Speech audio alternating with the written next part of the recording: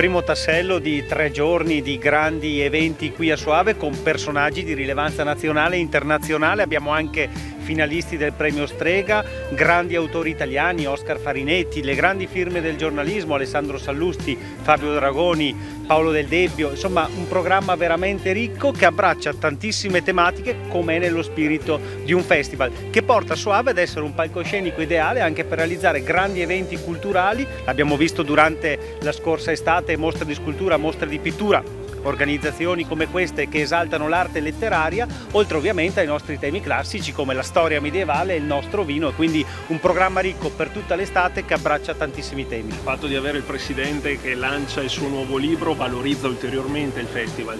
Beh, direi che è un ottimo modo di iniziare, visto l'affetto che noi come Soave e come comunità abbiamo per il Presidente Zaia.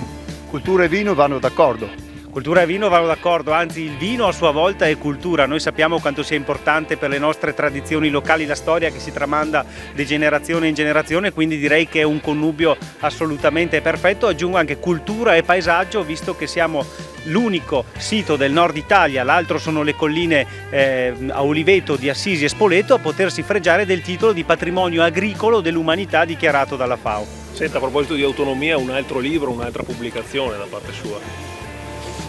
Beh, questo è un testo insomma, che sta andando anche bene. Ringrazio il Comune di Soave e il Sindaco per l'ospitalità. Sto facendo molte presentazioni, non è un testo giuridico, è un racconto che ci guida in questo viaggio partendo dalla notte, diciamo, da una notte molto distante dai nostri giorni, che è quello delle prime idee autonomiste della Repubblica Veneta, passando per i nostri giorni e guardando il futuro.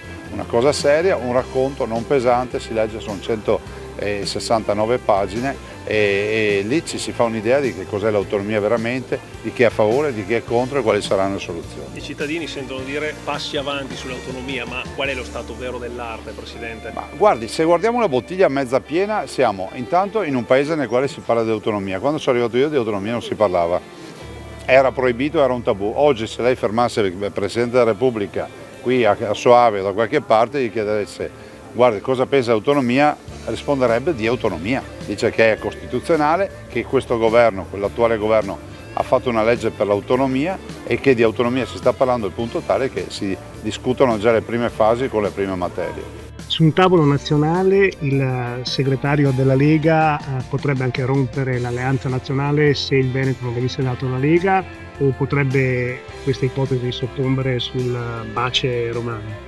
Ah, guardi, io non so cosa stia accadendo e quale sia il livello del dibattito.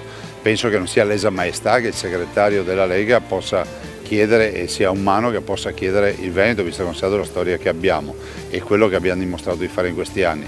Dopodiché cercheremo di capire che evoluzione ci sarà. Di certo, ripeto, non è lesa maestà se la Lega chiede il suo candidato come Presidente.